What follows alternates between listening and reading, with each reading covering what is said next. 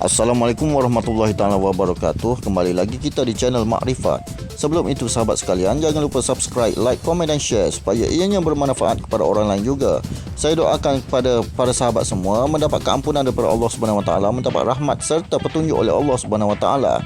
Tajuk pada hari ini ialah halangan dalam beramal, iaitu awaib dan awarid.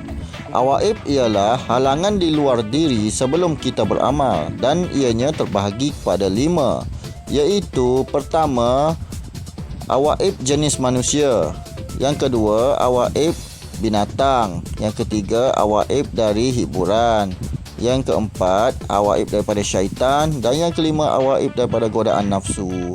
Maka awaib ialah halangan di luar diri dan sebelum kita beramal.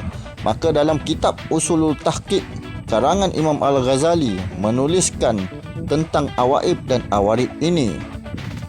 Bagi awarid pula ialah halangan ketika sedang beramal. Kita sedang beramal, maka ada lagi halangan, iaitu terbahagi kepada 2 jenis, iaitu pertama, halangan daripada godaan nafsu dan halangan daripada godaan syaitan. Okey. Awaib ialah halangan di luar diri sebelum kita mahu beramal. Maka sebelum kita mahu beramal itu, dari segi godaan jenis manusia ialah termasuk ibu bapa kita, isteri kita, adik-beradik kita ataupun anak yang kecil. Maka contoh, ibu bapa kita masa sebelum kita beramal, maka ibu bapa kita menyuruh kita membeli belah, dan masa kita mahu beramal, ibu bapa kita suruh cepat dalam beribadat.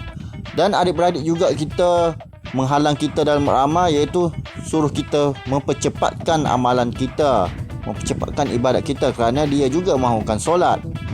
Yang ketiga ialah daripada isteri kita. Halangan iaitu awaib daripada isteri kita. Mungkin isteri kita mengajak untuk berjima, ataupun isteri kita menyuruh itu ini, atau isteri kita menyuruh membeli belah dan sebagainya. Atau juga halangan daripada anak yang kecil, iaitu anak kita sendiri.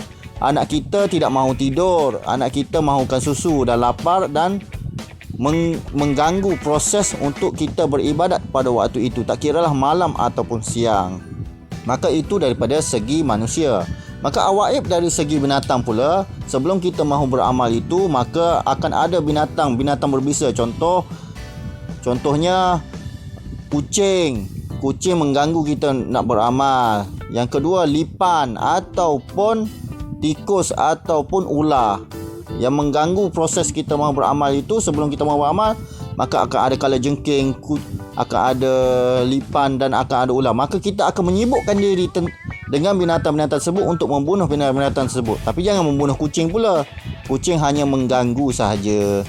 Maka halangan bagi yang seterusnya ialah melalui hiburan, iaitu awaib seterusnya ialah hiburan. Hiburan ialah ketika hiburan itu, maka masa kita mahu beramal, maka ada channel TV. Contoh mahu beramal 1/3 malam, maka ada channel TV yang best seperti bola.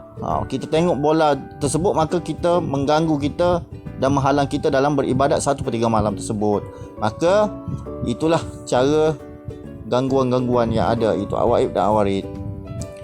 Awaib yang seterusnya ialah godaan nafsu dan syaitan. Maka ketika sebelum beramal itu, maka nafsu dan syaitan itu akan berkata, wahai manusia, janganlah kamu beribadat kerana ibadat meletihkan dan sebagainya. Itu adalah godaan syaitan dan godaan nafsu. Maka itulah 5 awaib. Seterusnya ialah awarid. Awarid ialah halangan di dalam diri setelah kita beramal sudah pun masih ada halangan, iaitu syaitan dan nafsu. Syaitan akan mengganggu kita dengan melalaikan kita dalam proses kita beramal itu. Dalam kita beramal itu, maka ada nafsu dan syaitan mengganggu kita sehingga kita lalai. Sehingga kita dia menggoda kita sehingga kita ada sifat riak dan sum'ah dan sebagainya. Itulah awaib dan awarid. Semoga kita faham tentang awaib dan awarid ini. Maka hendaklah kita bijaksana dalam menghadapi awaid dan awarid ini dengan mencari masa yang sesuai, iaitu 1/3 malam untuk beramal, dan tempat-tempat yang sunyi untuk beramal supaya ianya tidak mengganggu kita. Begitulah awaid dan awarid ini. Itulah tuan-puan, awaid dan awarid. Semoga ianya bermanfaat. Semoga ianya bermanfaat semua ya. Assalamualaikum.